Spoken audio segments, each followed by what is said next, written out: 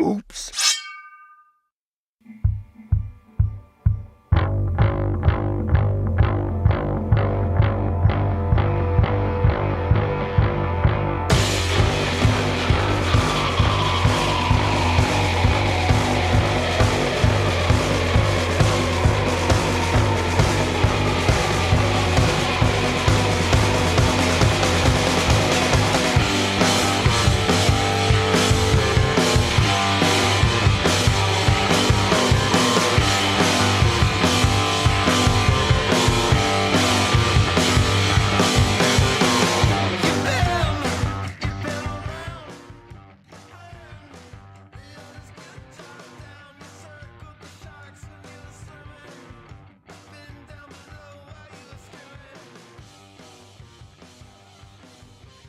LHRL plans to go live in 8, 7, 6. Is there 5, a countdown on that 4, thing? Yep. That's 3. cool.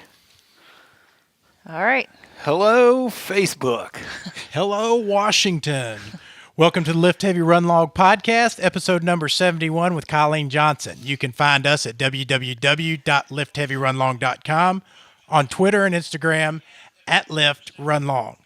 Also, feel free to email me directly at the address wilson@liftheavyrunlong.com.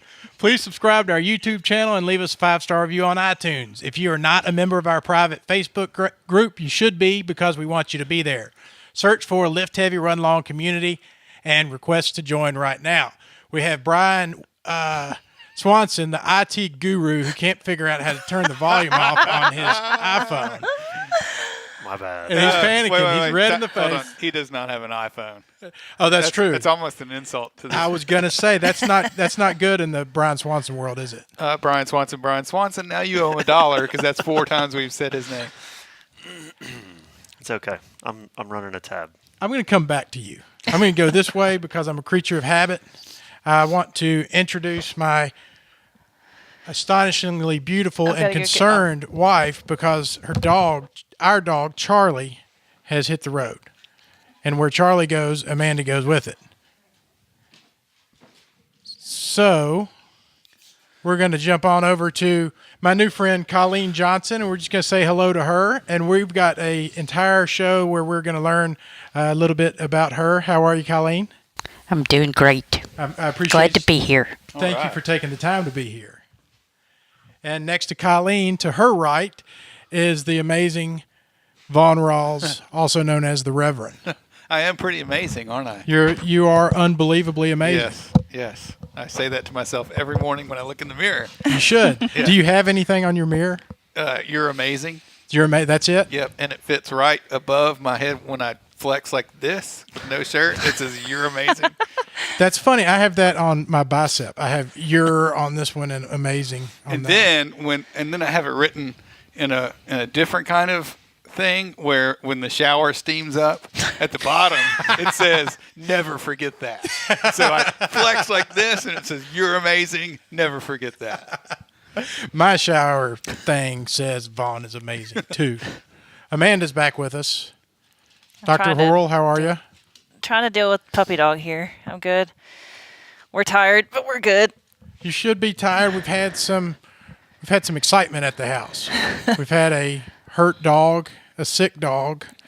Charlie has had something go wrong with his back end last night, and Amanda took him to the 24-hour vet. Didn't get home till probably midnight. Was up with him till 2 a.m. because she takes care of the things that she cares about. And that's one of the many things that I love about her is because whether it would have been the children or Charlie or possibly me if I was in that situation, she would have taken me to the 24-hour vet as well. And we have with us a special guest. I've already said his name. I'm going to try to only do that one more time. Well, we can beep it out. We'll beep out his name because it's getting expensive. He says we got to pay him 25 cents every time we use his name for royalty fees. Exactly. We've got our friend Brian Swanson here with us today. He's a sponsored athlete. Our sponsored, he's sponsored by like 3 different companies. At Thirsty Runner on Twitter has all the hashtags of all of his sponsors. I do. You can speak. I do. How are you?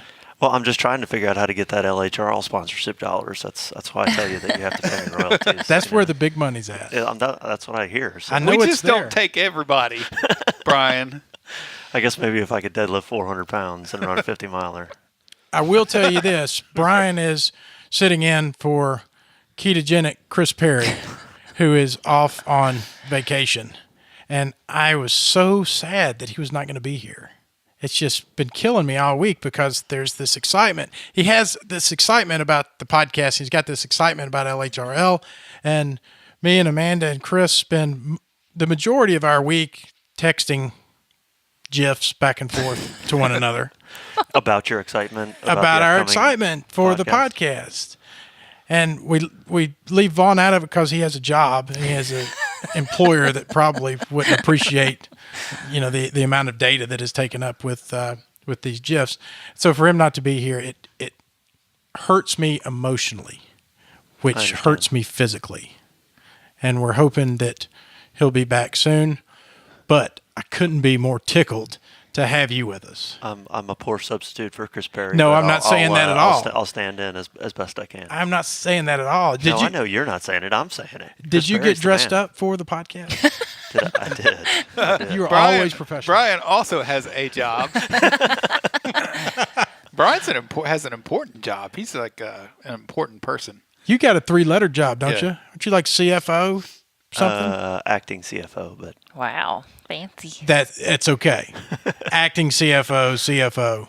yeah, that's it's pretty good. It's good. It's I enjoy it. I still do all of my IT duties, but taking on a bigger role at my company about a year or so ago. So it's always fun for me. I like learning new things and figuring out how other parts of the business work. And as part of my IT job, I was developing an application for the company to. Long story short, we manage investments for investors through a hedge fund, and You need money to invest, right? What's that? You need money to invest, We do correct? need money to invest, and so That's why I'm not one of your clients. that's right. But the application has to track all of the transactions that we do, and by me writing that, I became one of the most knowledgeable people about how our business ran and how those transactions worked. And as a result, when the last CFO left, they were like, "Looks like Brian, you got the job." So That's by pretty. default. That's pretty interesting. I never thought about that. And being that we're on a technology podcast, it's only, it's only right that we go into this. But I guess you have to make yourself pretty vulnerable to IT people when you want IT stuff done when you're in a business like that. I mean, Yeah. I'm sure that they weren't just real keen about taking off their clothes in front of you and saying, "Here, do whatever you want to with this." Yeah, I mean, it's always it's very Office Space-ish when an IT guy, or at the time I was a consultant, which is even worse, comes in because you have to explain your job, and it's like, what would you say that you do here? And you have to have people tell what they do and why they do it, and and then I'm the guy that starts asking questions and trying to figure out whether what they're doing is actually important or whether they're doing it because that's just the way they've always done it, and kind of cutting out the fat and streamlining where we can, that kind of thing. So I would die if someone came into my life and had to stand over me and see if what I was doing was important, ever. I wouldn't be able to sleep at night. If I knew somebody was coming into town to watch me and see how productive I was, just tell them you're a people person. I wouldn't go to work. Does that help? Would that get me anywhere in the corporate? All right, from let's Office get on. Space. I'm going to get on to this. Let's get on to running, because this is a fitness podcast. That's right. And you It can't is. talk about running without talking about Valerie Hunt. That's right. And Valerie Hunt is doing programming for Lift Heavy Run Long. You need to go to liftheavyrunlong.com and click on shop, and you will see in our Be Active strength and conditioning programs, you'll see some fine ones that she's written up. And if you get on there, then you'll be in contact with her and be on the app, and you'll have your workouts given to you, and you can store your data and your information, and it's just a lot of cool stuff going on. Yeah, I talked to Valerie today. She's doing all kinds of awesome stuff, and has a lot of really great things coming in the future. You can check her out at runrx.fit as well, and she's got a lot of good stuff out there. Nobody makes videos like this woman makes videos. Well, in a snap. I don't know. Yeah, I don't know how she does it. I recommended her on the ultra running Facebook group the other day. Somebody was asking about running planners, getting some coaching. So threw her out there. She's the one to do it. I just got an email from Precision Hydration, and it reminded me that I had that hydration test done. How'd that work out for you? Well, the whole thing was really neat. So I want to say it worked out really well. It would work out better if I would. You have to follow through. You have to follow through. You have to study results. You have to open an email. And instead, I just bought the package that they told me to buy, and it's in the mail. So I'm going to take a bunch of salt for Wade's big adventure and hopefully stay hydrated this week. I forgot about Wade's. Are you doing Wade's? Do you want me to give you some pickle juice to go ahead and test it out now before Tunnel Hill? I'm going to need some pickle juice. I'm planning on you having pickle juice there. Didn't you order a case of it? Yeah, I have 2 cases of it for Tunnel Hill. Do you want to test it out at Wade's before Tunnel Hill is what I'm asking you. Yeah. Okay. I do. I'll bring some to the gym tomorrow. My plan for the 18-miler at Wade's is to just I'm going to take in as much stuff as I possibly can take in and see what happens. That sounds like a great idea. Yeah. It can't get any worse. Sure. You say this. Pizza. You think I can? You think you can? You're going to have, like, now that you said this, you're going to have colon blow at, like, mile 8 in the middle of the forest. Hashtag colon blow. It's like, oh. Anyway. I'm eyeballing you, Vaughn. I don't think I'm going to be there. I'm like 98% sure I'm not going to be there. I'm not. I have to work. My wife has this thing where I have to do these things around the house. I don't know if you noticed, but I've been like sawing and nailing and doing all these things. You've been handy. I have been handy. Well, now that she's figured out that you actually can do work. That was your like- mistake. You've got a real job. I She's need like, all "Oh, this man, stuff done before Tuesday night on Yep. Halloween when everybody comes over. And I'm like, well, what about I run and stuff? So I got to run at lunch time. You did what I have yet to do, which is why I get to run every weekend. You have established a degree of competence. And so now you're needed at the home. If you remain like myself, there's really nothing I need to be doing except for just get out of the house. In my situation, I would not call it competence. It's like survival. Like, you don't. There's no choice. You like, hey, I want this thing. See that big hole? You cover that big hole up, and this is what I want you to cover it up with. And go do that. But you've been creatively covering up some holes, man. I mean, you're Bob Vila. I'm a pretty sharp guy when Bob I Vila. apply myself. The problem is No, applying he is the myself. builder guy. I haven't heard that name in probably 20 years. Bob Villa. Yeah, he Bob doesn't have an Villa? Bob HGTV show, so Yeah. he's it he's Villa? old news. I have no idea. Villa? This When old- I this old said it, I house. thought I was thinking, oh man, that Yeah, might that be was a a PBS cook. show. This old house. I think Yeah. it's Bob Vila. Yeah. Just like, But I've got like a 10-year-old house that I have to work there on. shouldn't be that much stuff for you to do on a 10-year-old house. Hey, I disagree. I think there's a thing where you own a house for X amount of years and everything starts breaking. Like if you don't keep up with, like if you just live in it and don't do anything, you have like the oven breaks, the refrigerator breaks. Yeah, the, I mean, you can't the drive. washer and dryer breaks. You can't drive a car around for 10 years the without thing changing starts- the oil and. Yeah. All of that happens the day after the warranty expires. Right. Yeah, and that's true. That's true. That's true. Oh, I have a whole other rant about refrigerators I'd go on, but I'm not going to do that. You're not. You can. You're welcome to. And it happens fast. Once things start falling apart, they all fall apart And washer and dryer in succession, Well, we're getting ready to remodel our kitchen. which ought to be just a real pleasure. Yeah. I hear remodeling's great for marriages and relationships. That whenever you get the chance to have somebody come in and tear up your house, you should do that. Well, I don't have a guy Well, that your can relationship's going to fall apart making the decisions about the remodeling, not during the actual remodeling. Decisions have already been made. Oh, well, then you guys are. Because she makes them. Well, there's because you have no opinion. Every there time I came to him, whatsoever. he's like, that looks good. There's Well, what a do you couple- think? there's a Whatever couple- you want. There's a couple of things I was thinking.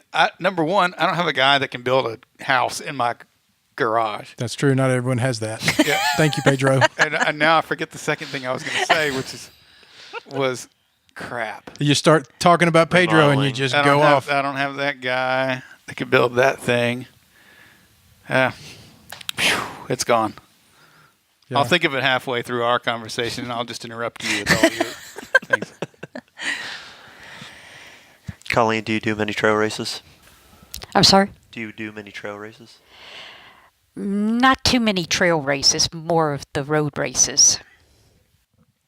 Well, it's a small world. Before we get on to Colleen, I forgot to mention the Walking Tall 25K and 50K that will be going on October of 2018. Sponsored by Lift Heavy Run Long. Sponsored by Lift Heavy Run Long. We can say that. Can we? Sure. All right. You might have to come up with some dollars for them to be able to say that. Nah, we just say it. We're free advertising. Sean's watching right now, I'm sure. He is. He So probably is. Let us Yeah. know. So be sure to do that. October 2018, Walking Tall 25K, 50K, put on by Brian Williams and Sean Hilsden to benefit the trails of somewhere. So whenever you're walking through the woods, they benefit it. Anyways, so Colleen Johnson.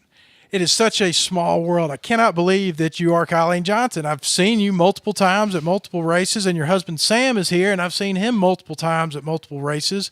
So when y'all both got out of the truck, I thought, oh my gosh, this is great.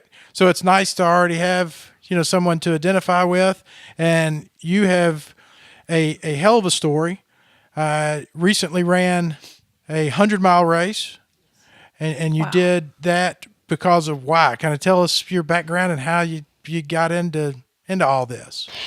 Well, 5 years ago, a little bit over 5 years ago, I was a couch potato that was diagnosed with a pretty aggressive form of endometrial cancer. They gave me a 20% chance of surviving 5 years. I mean, the tumor was the size of a cantaloupe, okay? Really? Highly aggressive cancer cells. It was bad news. And 20% chance of survival, I mean, it's not numbers to live by. Well, I did cancer treatments, but that was with cancer treatment. Still only 20% chance. And I started looking to see if there was anything that I could do for myself to try to increase the chance of me surviving. I didn't want to die, is what it got down to. Well, I started to read a lot of research that was saying that people with my cancer that lose weight and engage in regular vigorous exercise, that these folks have a much better chance of surviving even aggressive cancers like mine. And then I started doing more research and finding out it wasn't just endometrial cancer that was affected this way. Many breast cancers, prostate cancers, stomach cancers, colon cancers, liver cancers. It's a number of solid tumor cancers that, as it turns out, are affected by obesity, and they are affected by, for lack of a better term, living on the couch. How long had you been living on the couch? Most of your life? Have you always been a couch potato? Well, yeah, I had, during my working career, I was a professor at the University of Memphis, and that's basically a mental job.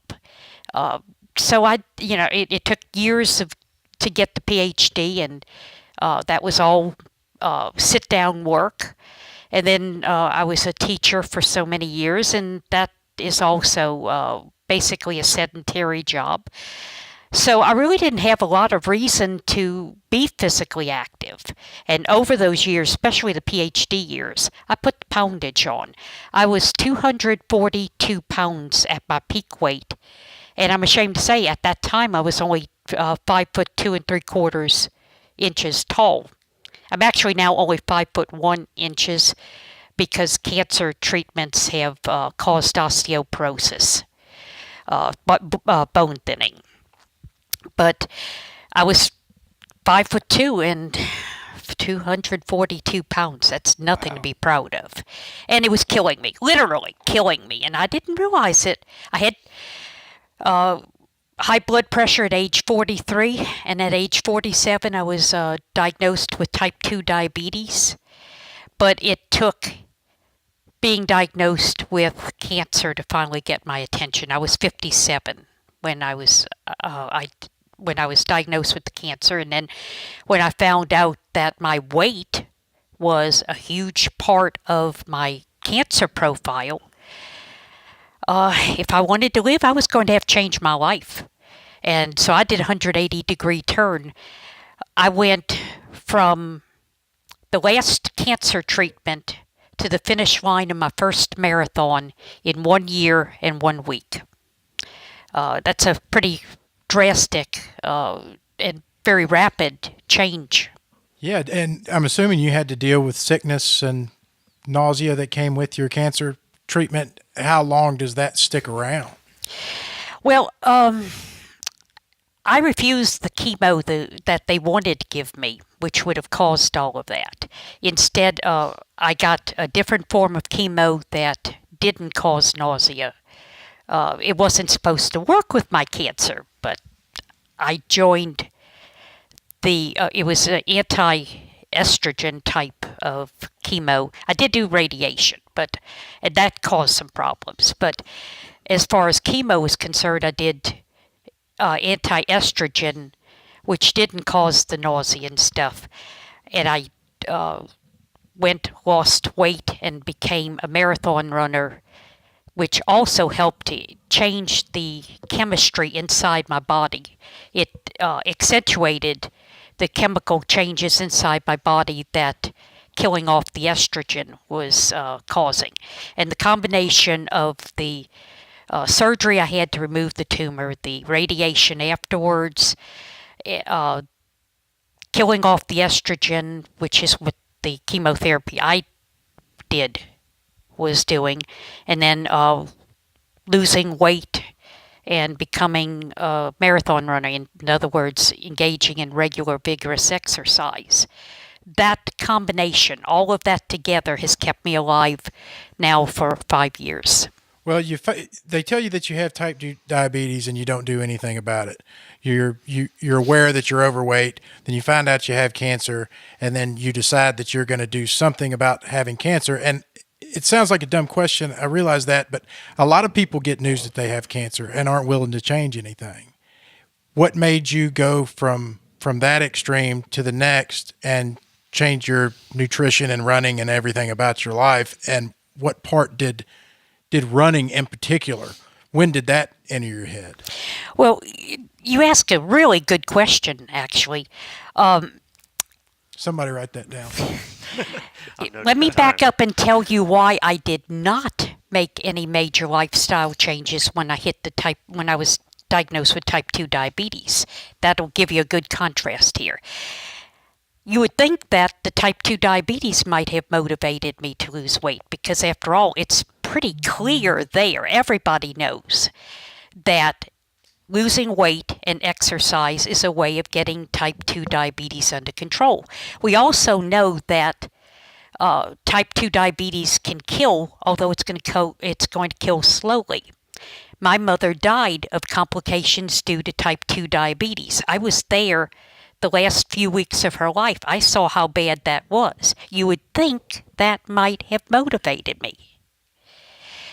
But it didn't, and I'll try to explain why, because I've asked myself that question a number of times. It gets down to this.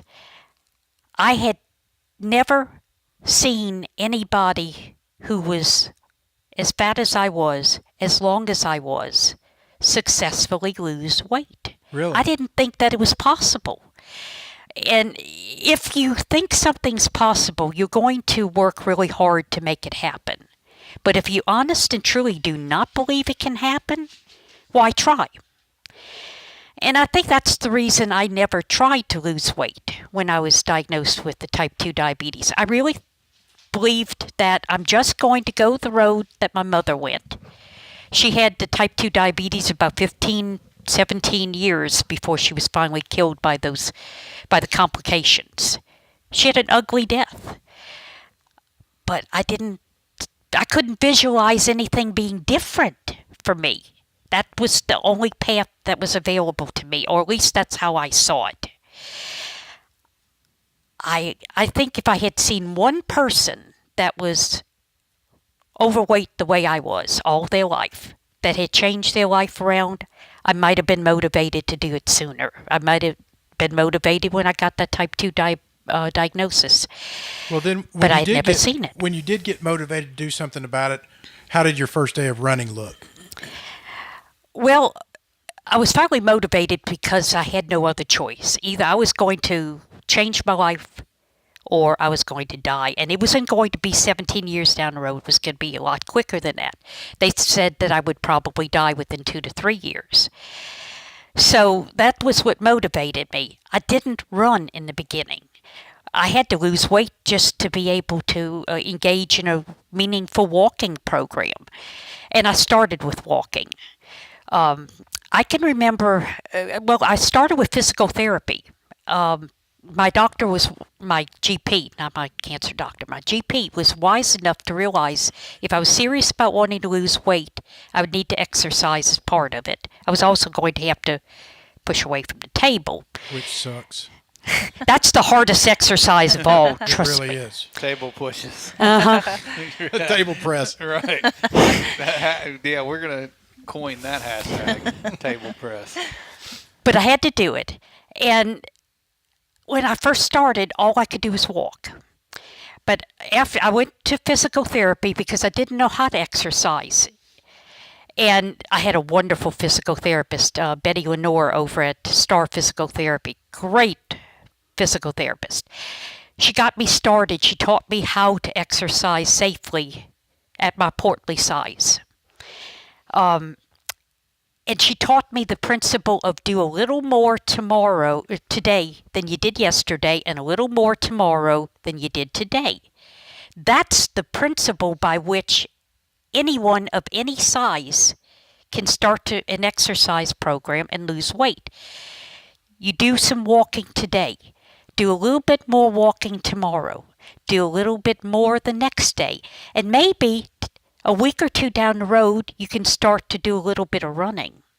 When I first started to run, I couldn't run 1/8 of a single mile. By that time, we had joined a gym in Jackson, the lift, and they have an indoor track. It's 1/8 of a mile around. When I started, I couldn't run 1/8 of a mile around that track. It took me about 2 weeks of running just a little bit more every day before I finally made it around that track one time without stopping. How important do you think that it was that you did just a little bit more every day instead of making huge leaps and bounds and trying to run too quickly? I wouldn't have succeeded if I'd tried to do too much at one time. Mm-hmm. I would have failed. And if I had failed one time, I would have probably figured, with my history, I would have probably figured, well, it can't be done, why try? But I asked you that because that's the way I've failed in so many different areas at so many different times. You know, instead of cleaning up my nutrition a little bit, then I decide I'm going to be the world's healthiest man. And then it doesn't work out. And I say, you know, after 8 hours, forget it. It's too hard. And the same for running or lifting. You just decide I'm going to go all in instead of making a few changes. And then you get discouraged and you're out. Well, I had read a book by Galloway. And he talked about not increasing anything more than 10% a week. And that turned out to be a real good rule of thumb. If I was trying to do about 10% more every week. And it took a year to go from the couch to the marathon finish line, my first marathon. But it was well worth it. I had to keep my eye on the prize, though, for a long time before I got there. Were you following a Galloway plan, or was your PT helping you do this? I only had 10 physical therapy sessions. Insurance doesn't pay for a whole lot. But Betty got me started. And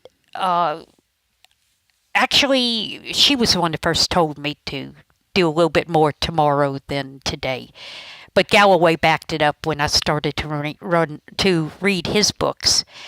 But I didn't get into his books till at least 7-8 months into my program. I was already starting to run by then.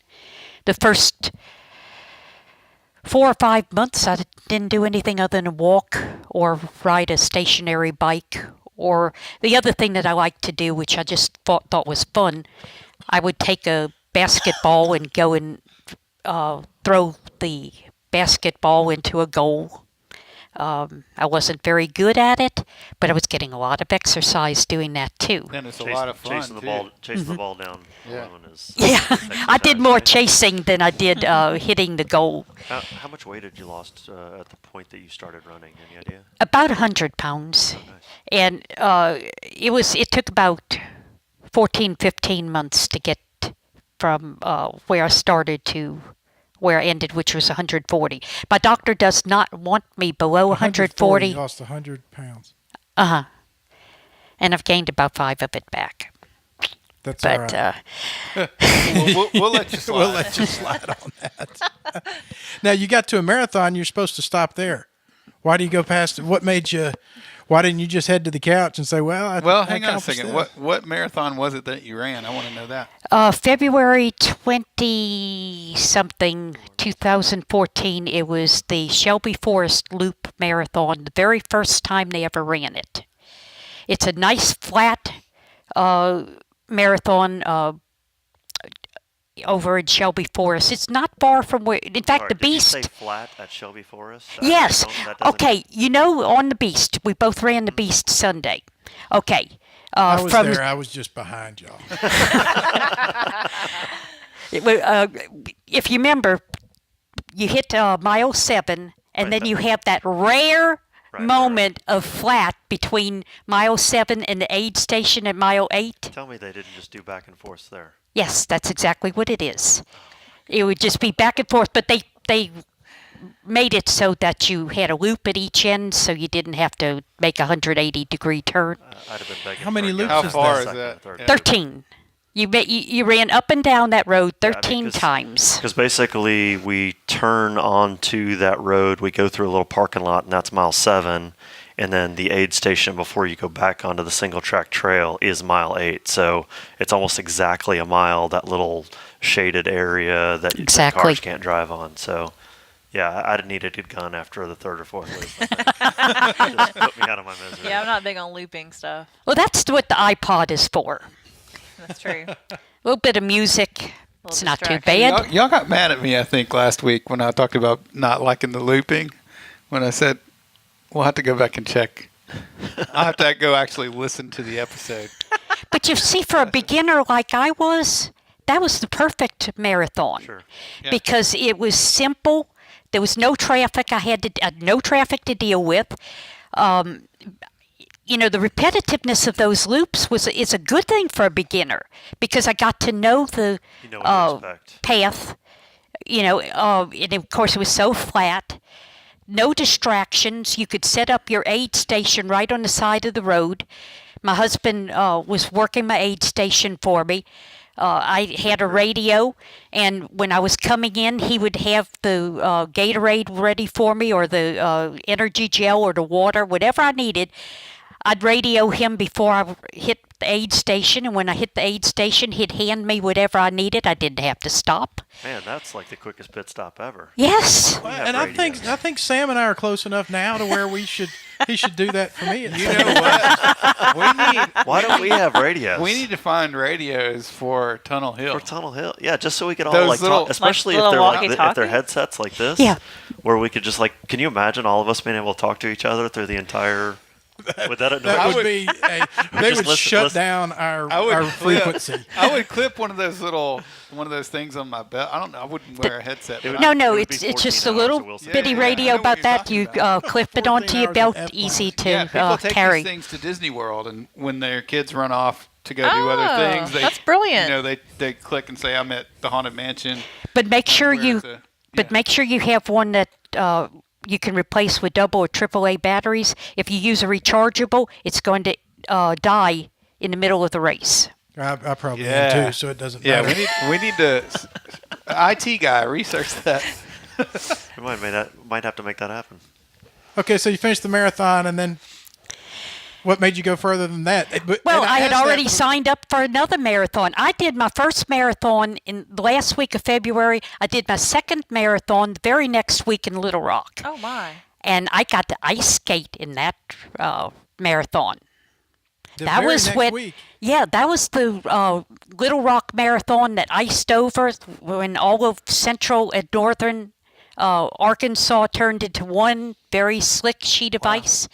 The ice came in about an hour after I went through the finish line. And I was one of the lucky ones that was able to do all 26.2 miles. The reason I was able to do it was at the time, the Little Rock Marathon had the early start. And so we started 2 hours before everybody else. Bad weather didn't set in until about 4 to 5 hours into the race. Yeah, Little Rock has a time cap of like 6 hours normally, but if you know you're going to take longer than that, they let you start 2 hours. Oh, wow, early. that's pretty neat. Yeah, and that's what I did. And because we started 2 hours early, we were so far along in the path. I was well past the 20-mile marker on an out and back when they closed the race down and told everybody it was shutting down. Everybody had to get on buses and head back to the finish line. Well, I was way in the back of the out back. I just passed the 20-mile marker. They couldn't get a bus to us, which was great because I could run run/walk another 2 miles or so, 2.5 miles. And by that time, the buses were all full, so there was no room. Well, I don't think I would have gotten on the bus anyway. I'd gone too far. Oh, yeah. But the buses were all full, so that was a perfect excuse. So I just went on. I was able to match up with some Little Rock residents, do the rest of the way to the finish line. I just joined up with them. They showed me the way to the finish line. I crossed over the finish line. I'm slow, okay. It was about 7 hours and 15 minutes, but I crossed over the finish line. Awesome. And was one of the lucky ones. But I did that 1 week after I did my first marathon, which meant that I qualified for Marathon Maniacs only 8 days after I did my very first marathon. Is that what Marathon Maniacs is if you run it within a week? There's different qualifications for it. Like you have to do like 5 in a year, or if you do like 2 in 8 days, or like 3 in a month. Or, You get like a different shirt or something. Yeah. There's different ways to qualify. I didn't know about this. I've never heard this before. You never heard of Marathon Maniacs? I qualified for Marathon Maniacs the year I did a marathon, a 50K, and my first 50 miler all within 45 days, and that's when I qualified. I think I probably qualified for something at some point. But Yeah. I mean, the problem is you have to go pay pay like an annual fee to Can we- maintain why your don't- membership. Oh my goodness! I did that when I went to Sillamore. Yeah. I mean to There's a half fanatics the, too if you want to join that group. Well, I've already joined. I didn't even know it. I need to join. Yeah, if you want the Lift Heavy Run the Long 50 T-shirt, miler. you just got to go buy the T-shirt. Right. The 50 miler we did. 2 weeks later I did St. Jude. That was the marathon, and then we did a 50. No, never mind. I did a 50K before that. Oh, I was all excited. Yeah, I did. Then I did Sillamore, which was February. Was that enough time? That was out of the window. I didn't We'll have to sit know down and about do the the math. qualifications for the Me neither. Marathon Yeah, Maniacs, and it changes there's my like life 10 none different ways that you can qualify because I have for no it. interest to run. Oh my goodness! I have to do this now. And basically I the have to do rule this. for Marathon Maniacs is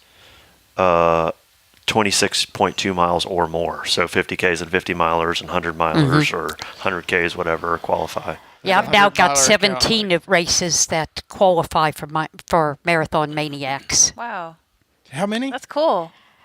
17? Is yeah. that what you said? Mm-hmm. Golly. Yeah, two of my races don't qualify. So at this point, are you running every day? How many miles a week do you run? Not that many, because you see, Do you wish I would ask just one question at a time instead of continuing to interrupt and asking question after I've question? got really bad arthritis in both of my knees, but especially the right knee, and I've got knee replacement coming up in my future. In meantime, though, my orthopedic doctor has advised me not to run on land any more than absolutely necessary.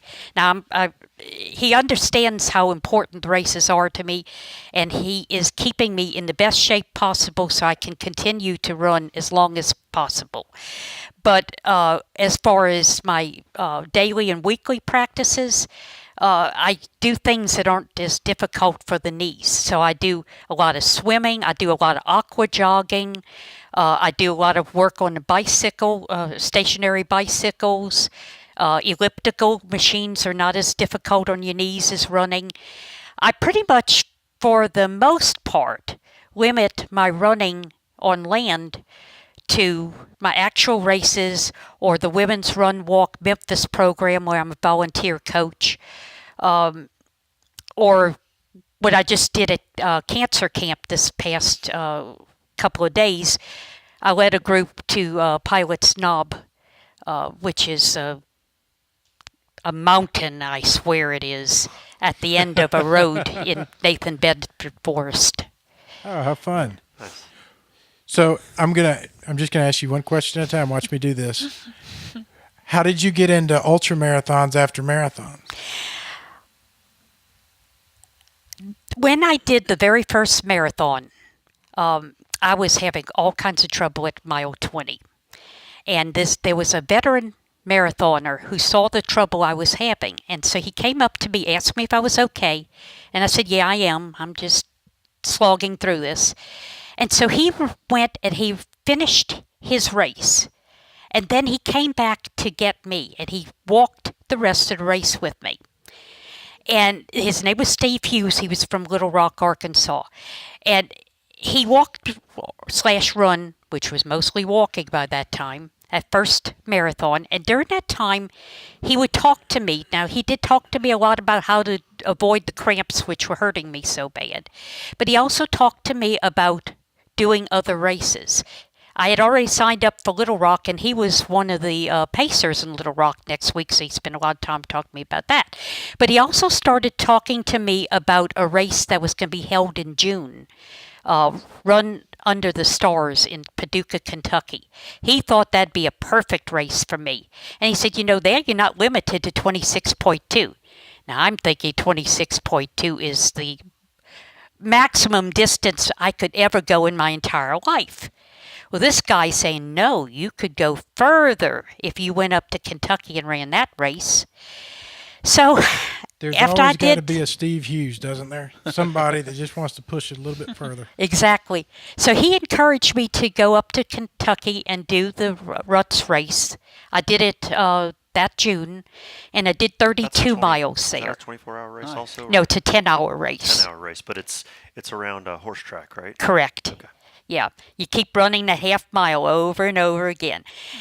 But I it imagine allowed a horse me. track is like soft dirt. Like, It is. like almost like sand. Mm-hmm. Like, It's not Exactly. sand. It I seems think like it would be it's hard. mud, isn't it? I'm sorry. It's definitely dirt. It's not sand, or is it? It's seems like it'd be hard crushed. to run. It's a kind of a crushed gravel, but it's real fine. It's got the composure of sand. I've heard some horror stories about that race when it rained like a couple of days before Ooh. the race, and it's like Yeah. first lap was fine, second lap was okay, third lap, but then these people that are doing like 40 and 50 miles You're like slogging in this through mud. the. I mean, your shoes end up weighing an extra 5 pounds. That's nasty. But I was able to do 32 that first ultra. Okay. And was that's what- 32 the number that you wanted for a 50K? Did you have a goal of that? Yeah, they consider 31.5 to be a minimum for a 50K. And I wanted to do just a little bit better than a 50K. Well, when I was That's doing where you and I physical are therapy a year earlier, when the physical therapist would tell me to do 30 reps of an exercise, I'd always do 31. I have to do just a little bit more. It's just my mentality. Mm-hmm. So I did 32 there. And then the next year I went back, did ruts again. And meantime, I'd done a few other marathons in between. And then after I did ruts, some point or another, I found out about. And also I did Frisco 50K in suburban Springfield, Missouri. But somewhere along the way, I found out about a race in Manchester, Tennessee. They give you 1 hour to run for every year of your life. Now, I'm not afraid to say this. I was 61 years old the first time I did the race in Manchester. I'm 62 right now. They gave me 61 hours, and in 61 hours, I thought even I could do 100 miles. So I went to Manchester, Tennessee, started my race at 10 o'clock on Friday night. I had from 10 o'clock Friday night until noontime on Monday, Labor Day, to do my 100 miles. And it just about killed me, but I got the 100 miles done. Wow. This was in 2016. That is phenomenal. They've got to have an age cap on that, because they don't want to be there until like Thursday for some 100-year-old show up. The oldest runner in 2016 was Joe Baglioni. He was 85 years old, Oh my God. and he started exactly 24 hours before I did. Oh, so and you he start did early instead. Okay. Every hour every hour is another start time for another group of individuals. The oldest runners get the longest time. The youngest runners now get 48 hours. They changed that in 2017. In 2016, the youngest runners only got 24 hours. In 2017 and in 2018, it won't matter how old you are, you will get at least 48 hours. But in 2017, I got 62 hours to do my run. But that's got to be fun to have that new energy coming in as you're running every hour. It is. And the old guys, some of these guys were the master ultra runners of yesteryear, and they welcomed newcomers like me with open arms. I mean, and they are a wealth of information on how to do ultra running. It's fantastic. Camaraderie out there is just phenomenal. And after 2 years of doing it, in both years I've done 100 miles. And You've done 200 milers? No, I did 100 miles in 2016, and then I did another 100 miles in 2017. That was my question. You've done 2 separate 100-mile runs. Correct. Wow. And so you got to 100 miles and then just decided, okay, I'm done. You didn't run out of time. I mean, where's the 101 miles? I mean, Well, actually, my goal this year was to do 4 full marathons. But I'll tell you what happened. You heard of Hurricane Harvey? Mm-hmm. Well, Hurricane Harvey decided to hit the state of Tennessee the same time I was running my first 12 hours of the race. And for 12 hours, I had to run in storms. The water was at parts of the course, it was 8 inches thick, so you were wading through thick water. It was hard to figure out at one point where the actual trail was because the water was so high. You weren't running through this. You were walking through it. You were wading through it. For 12 hours, my feet were soaking wet. I did, that first day I did 34 miles, I believe it was. And all 34 of those miles were done with soaking wet feet and feet that blister very easily. So the second and third days, I was out there with increasingly worse feet. My feet were blistered, and the blisters were getting worse and worse. My husband would do the best he could do to pop my blisters and he'd spray my feet with second skin. And we did everything we could. I'd be changing socks and shoes on a regular basis. But foot care became an issue, and I barely made the 100 miles. My feet were in such bad shape, and it took a month for my feet to heal. How big were the loops at that race? 1 mile. And the race director of that race is Lazarus Lake. So you know that when he says it's a mile, it is certified down to the millimeter. You also should have known there'd be a hurricane. You signed for a race that he... Oh, yeah. Yeah, it was an experience, I'll say that. Brian and I ran 40 miles on our 40th birthday, and now I don't feel like that's quite we kind of like didn't do enough. Yeah, exactly. Well, come join us in Manchester. Yeah, we need to do that. How far away is Manchester? south of Outside Nashville. of Nashville. We Like drive through on the way home. That's right, Hour yeah. southeast of That's where I Nashville. stopped to get my coffee. What do you do for foot care? Well, normally I wear a particular sock. It costs me $30 a pair, but they're a particular Dry Max sock that has the latest and greatest in anti-blister technology built into it. You don't use powder, you don't use Body Glide, anything like that.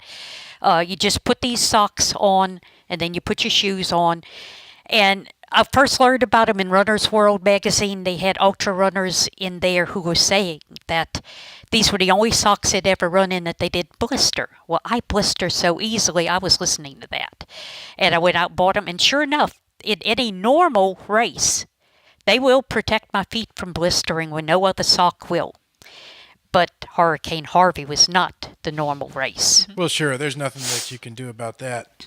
What about the Tour de Spirit? Do you get blisters out there, the 24-hour race? No, not really. In 2 years, I generally don't blister at all. And both years out there, my feet have just gone to shreds. I think it's because all that dust, when you hit that dirt that's so dusty, I think that works. Well, I'm wearing my socks out there, my great socks. The first year I did Tour de Spirit was Is that the way you pronounce 2015. it? No, I don't know how I know how it's spelled. I don't know how it's pronounced. But that first year I did 60 miles in 24 hours and didn't get You're an animal. a blister one. Wow. No, really, I'm not. I learned the secret from Galloway a long time ago. You run as much as you can, and you walk as much as you need to, and you listen to your body. The only thing my Garmin watch is good for is telling me how many miles I've run.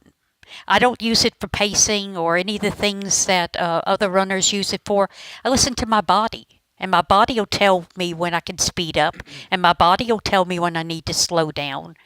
And my body's much more reliable than any Garmin watch. If I listened to my body, I would stay on the couch. You ran 60 miles of the 24-hour race? The first year, yes. Wow.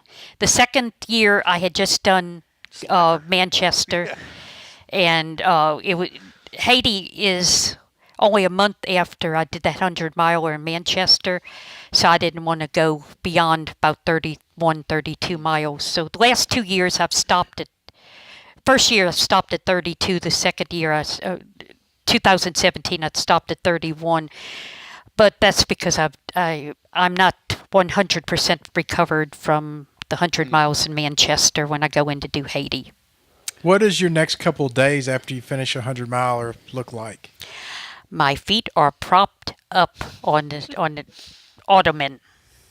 Do you go for the junk food? Not really the same day because, funny thing about me, I have a great appetite, don't get me wrong. I didn't gain 242 pounds by being anorexic. But when I run, most of the time I don't have an appetite for at least a few hours afterwards. Uh-huh. And Manchester is such a massive race. I really don't have a whole lot of appetite the whole day afterwards. What I'm more likely to do is go back to the motel room and sleep. The next day, I make up for it. Do you have a nutrition plan that you follow in the middle of a run while you're running? Yeah, it's different depending on the length of the race, though. Anything marathon length or less, I do the energy gels. And because I'm diabetic, I still am. Even though my diabetes is under control, I still have a greater ability inability to regulate sugar than a normal person. So what I do in anything up to from a 10-miler to a marathon is I take a half of a energy gel every 4 miles. Now that allows me to regulate my sugars better. Mm-hmm. I tested this out on the gym floor, that 1-mile track that our gym has. I'm assuming with diabetes, a gel could probably throw you for a loop. Exactly. It's better for me to take in less gel more frequently. Now, when it gets beyond a marathon, though, I usually switch to real food. I'll do energy gels the first 15 or so miles because that's where I'm getting the speed on. After about 15 miles, I'm slowing up big time. And so as I slow up, I move to real food. I'm so worried that more people are going to figure out about ultra running and start coming out because of how awesome the aid stations are at ultras, and then we're not going to get all the cool food that we get. Because that's there's nothing I love more than like a salty potato or like some chicken broth or a peanut butter and jelly sandwich. You would love the Frisco Railroad up in Willard, Missouri. You would love it. They have the best aid spread, and I mean, every aid station is well decked out. 11 and a half hours into the race, and the aid stations are still decked out. They are fantastic. That's awesome. I've been to some races that had some good aid stations. Kentucky has a good aid station, but nothing beats the Frisco Railroad as far as I'm concerned. I did that as a 50K, and it's just fantastic. But you could do the Frisco Railroad as an 8-miler, a half marathon, full marathon, 50K, or 50 miles. And no matter what your race, you have 12 hours to do it. Okay. I have a couple of questions. What kind of watch do you wear? The Garmin watch you said a minute ago that you don't... It's a 920. How long does it last since you run all this? Not long enough. It just dies on you after 24 hours or however long? It runs about 16 to 18 hours, and then it dies on me. All of that communication with the GPS. You have it on now? No, this is just my Fitbit. Okay. Are you wearing yours? I am wearing mine right now. Is it like this? Yeah. Yeah. It's a 920 XT or XL, something like that. XT. Yeah, that's it. Yeah, I don't wear mine everywhere. I just have this left it at thing home. where when I run 100 miles, I really want my watch to say 100 miles, and it's just not going to happen, is it? No. My iPod, fortunately, will last that long, though, and the iPod will keep up with your mileage. Wow, there's a thought. You'd have it on Map My Run, I guess. Yeah, I have another question.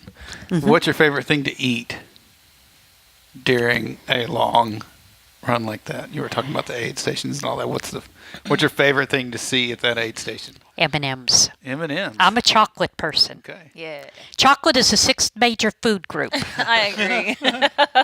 Now, since we've established that your husband Sam and I have known each other long enough for him to be in charge of my aid stations, will he prepare M&Ms for me, have them there? Does he Well, cook? you have to talk with him after Okay, the show. That's what I was afraid of. It's not going to You'll be have as to easy be as at a I race thought. that she's at, and it'll have to be longer than a marathon.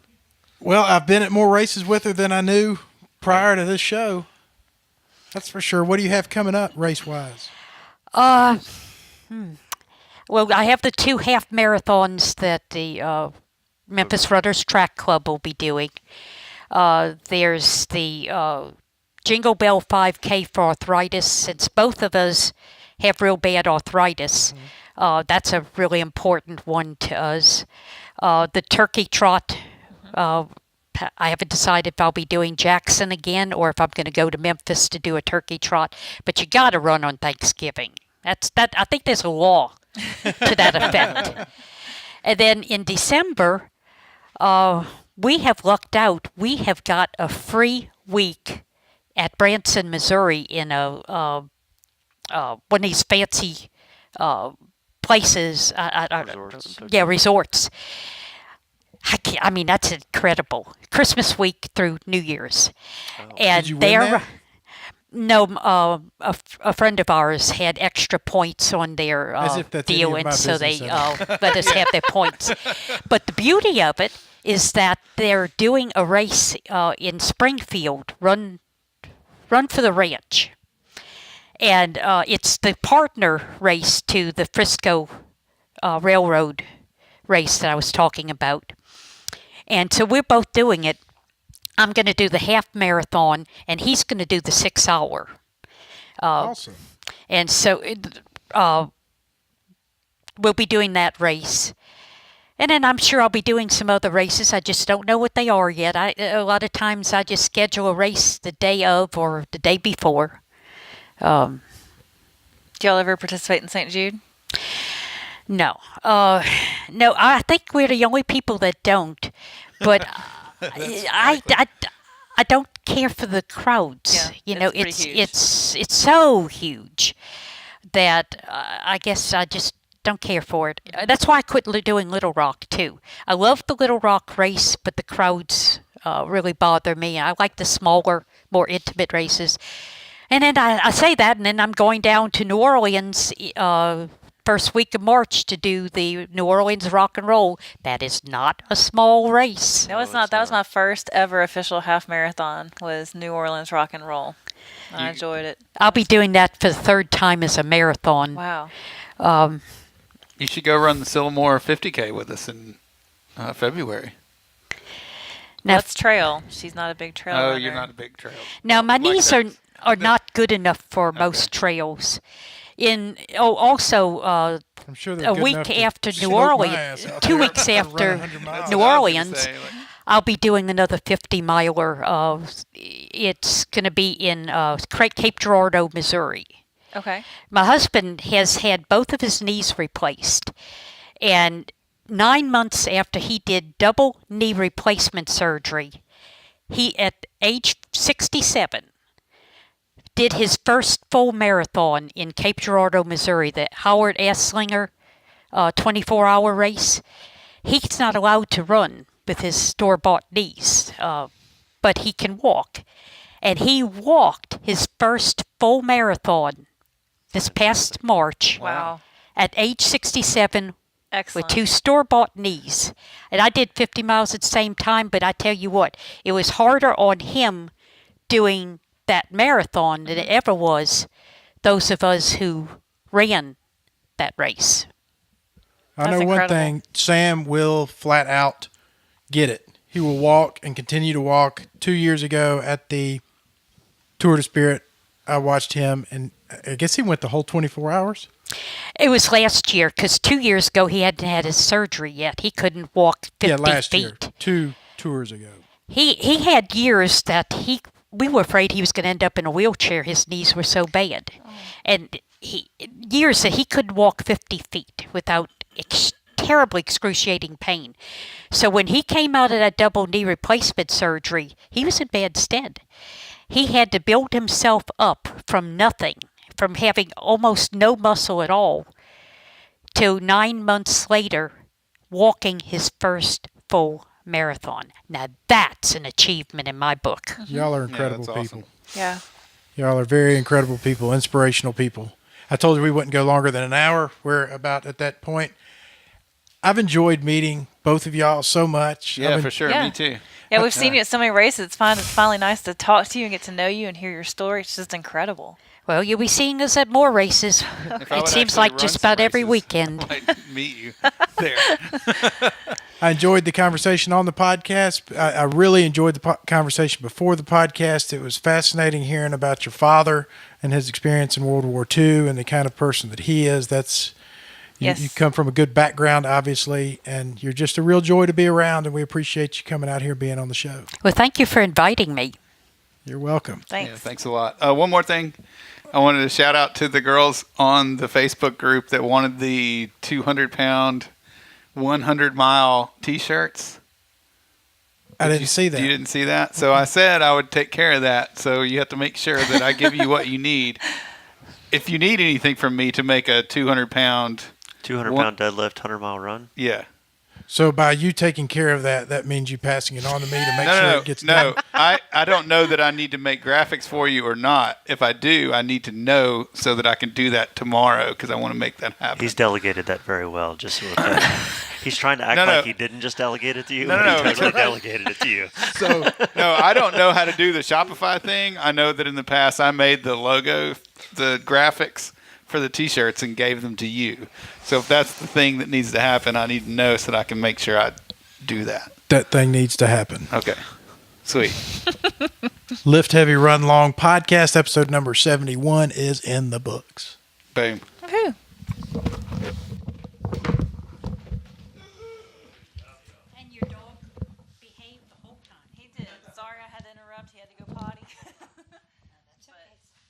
did very well.